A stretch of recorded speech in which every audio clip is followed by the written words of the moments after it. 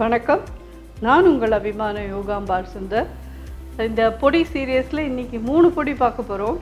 என்னென்னு கேட்டேன்னா, ஒன்று வந்து பருப்பு பொடின்னு சாதத்துலலாம் போட்டு பிசைஞ்சு சாப்பிட்றது. இன்னொன்று வந்து தேங்காய் பொடி, அதுவும் வந்து சாதத்துலேயும் சாப்பிட்லாம். நீங்கள் தோசை இட்லிக்கு வேணாலும் அது தொட்டுன்னு சாப்பிட்லாம். அது ரொம்ப நல்லாயிருக்கும். ஆனால் பருப்பு பொடி வந்து நிறைய நாள் நிற்கும். தேங்காய் பொடி ஒரு ஹார்ட்லி ஒரு 20 டேஸ்க்கு மேலே நிற்காது. அது அதனால் அதுக்கு தேவையான மாதிரி பார்த்து பண்ணிக்கோங்க. மூணாவதாக பண்ண போகிறது வந்து அங்காய பொடி. அங்காய பொடி ஐங்காயம். காயம்னாலே உடம்பு. நம்ம உடம்புல வந்து 5 விதமான வாதம், பித்தம், கபம் அந்த மாதிரி சொல்லுவா இல்லையா, அந்த 5 இதுக்கும் அது உதவுற ஒரு பொடி. அது வந்து மெடிசினல் வேல்யூவோட வேப்பம்பூ, சுண்டக்காய் அதெல்லாம் போட்டு பண்ணுறோம். நம்ம பார்க்க போனால் கொஞ்சம் ஸ்லைட்டாக ஒரு கசப்பு இருக்கும், ஆனால் கசப்பும் ஒரு டேஸ்ட்டு அப்படின்னு அதை நீங்கள் எல்லோரும் உடம்புக்கு நல்லதுன்றதில் எல்லோரும் சாப்பிட்லாம். அதை இப்போ நம்ம ஒரு பொடியாக எப்படி பண்ணுறதுன்னு பார்க்கலாம். ஃபஸ்ட்டு பருப்பு பொடி பார்த்துடலாம். பருப்பு பொடி வந்து நான் 1 கப்பு துவரம் பருப்பு எடுத்திருக்கேன். அதில் தேவையான மிளகா ஒரு 10 மிளகா கிட்ட போட்டிருக்கேன். 1 கப்பு துவரம்பருப்புனா 1/2 கப்பு பொட்டுக்கடலை.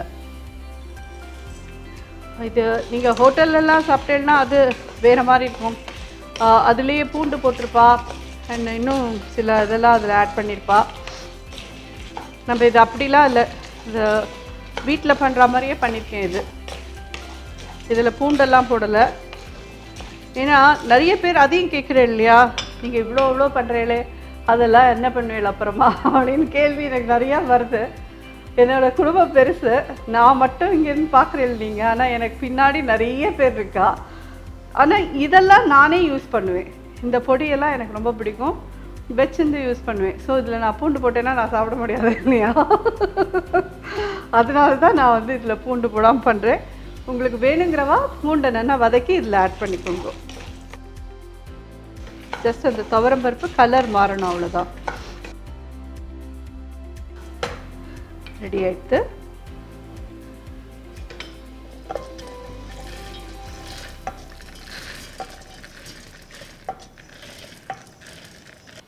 இது ஆறட்டும். அதுக்குள்ளே தேங்காய் பொடிக்கும் வறுத்தணும்லாம். நம்ம தேங்காய் பொடிக்கும் அது மாதிரி உளுத்தம்பருப்பு தான் நிறையா இருக்கணும். நான் வந்து ஒரு 1.5 கரண்டி கிட்ட எடுத்துருக்கேன். குழம்பு கரண்டியால் 1.5 கரண்டி எடுத்துட்டுருக்கேன். மிளகா வத்தல் உங்களுக்கு எவ்வளோ காரம் வேணுமோ அவ்வளோ போட்டுக்கோங்க. கடலைப்பருப்பு ஒரே 1 கரண்டி தான் எடுத்துட்டேன். இதெல்லாம் ட்ரையாக வறுத்துட்டேன்னா கொஞ்சம் நாளைக்கு நிற்கும். எண்ணெய் விட்டு வறுத்துட்டேன்னா வந்து சீக்கிரமே திக்கு வாசனை வர ஆரம்பிச்சிடும். இதில் வந்து சில பேர் புளி ஆட் பண்ணுவா. எப்படி கருவேப்பிலை பொடிக்கு நம்ம புளியை பிச்சு போட்டு பண்ணினோமோ அதே மாதிரி இதுலேயும் பிச்சு போட்டு நீங்கள் வறுத்து எடுத்துட்டு பண்ணலாம். இது வறுத்தாச்சு.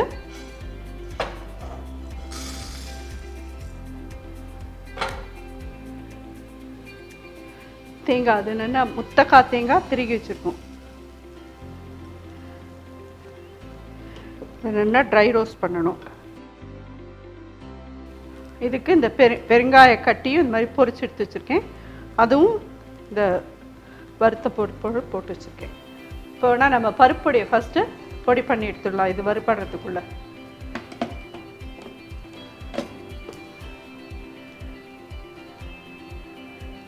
தேவையான கல்லுப்பு,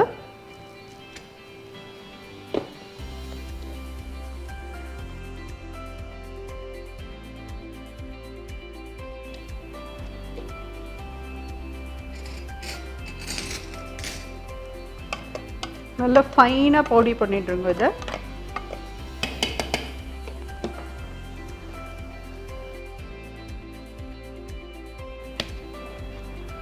பருப்பொடி ரெடி எடுத்துப்போம். அடுப்பு அணைச்சிட்டு இது நல்லா ட்ரையாக வறுத்தாச்சு. இதை எடுத்து வச்சுக்கலாம்.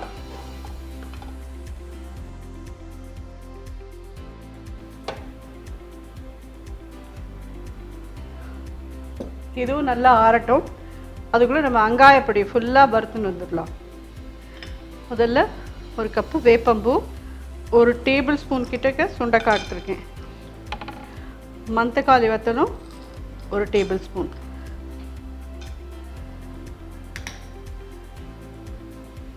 சுக்கு உங்களுக்கு தேவையான அளவுக்கு இது பண்ணிடணும்.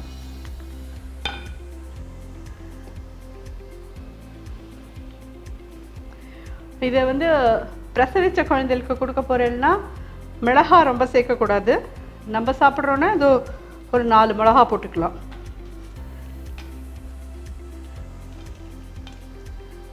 அதே மாதிரி தனியா ஒரு கப்பு,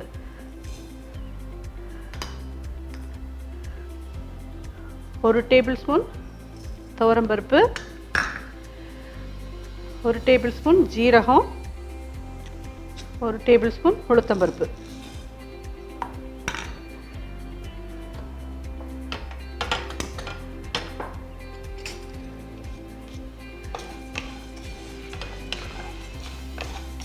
இது எல்லாத்தையும் நல்லா ஒன்றா வறுத்துண்டுருங்க. பெருங்காய கட்டி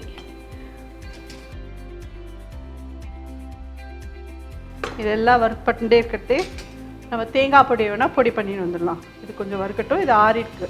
தேங்காய் பொடிக்கு வேணுங்கிற கல்லுப்பு,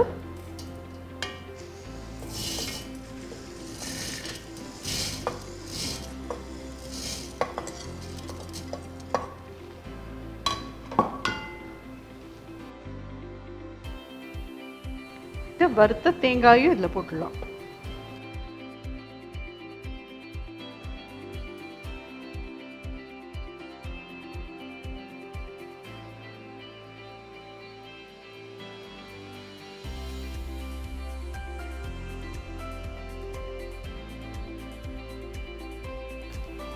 தேங்காய் பொடியும் நல்லா பண்ணிட்டோம்.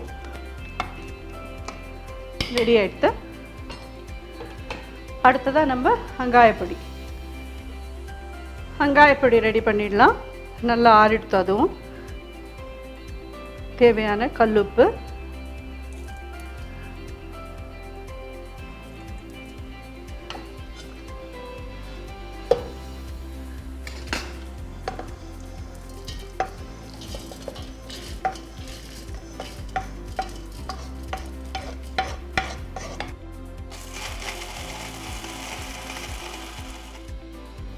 நல்ல ஜோராக ரெடி ஆகிடுது.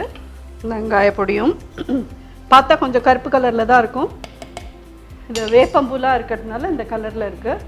இது ஆனால் புள்ளப்பெற்ற குழந்தைகள், புதுசாக பிரசவித்த குழந்தைகளுக்கெல்லாம் இது ரொம்ப நல்லது. முதல்ல சூடாக இவ்வளோ சாதம் போட்டு 2 ஸ்பூன் நெய்யை விட்டு இதை 2 வா சாப்பிட்டுட்டு அப்புறம் வேறு என்ன சாப்பிட்டாலும் அவளுக்கு ஒன்றும் பிரச்சனை இல்லாமல் இருக்கும். குழந்தைக்கும் ஒன்றும் பயத்தப்படுத்தாமல் இருக்கும். ஸோ இந்த எபிசோடில் பண்ணின தேங்காய் பொடி, பருப்பு பொடி அண்ட் அங்காய பொடி, அதுவும் இந்த ஐங்காய பொடி நம்மளோட உடம்பில் இருக்கிற எல்லா காயங்களையும் ஆற்றக்கூடிய ஒரு பொடி. இது எல்லாத்தையும் எல்லோரும் பண்ணி பார்த்துட்டு எப்படி இருந்தது ஃபீட்பேக் சொல்லுங்க. நன்றி, வணக்கம்.